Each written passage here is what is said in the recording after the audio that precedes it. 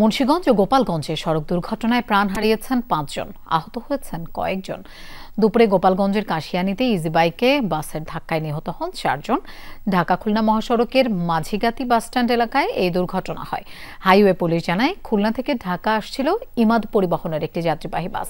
মাঝিগাতি এলাকায় পৌঁছালে বিপরীত দিক থেকে আসা একটি ইজিবাইককে সজোরে ধাক্কা দেয়। এতে ঘটনাস্থলে নিহত হন ইজিবাইকের এক যাত্রী।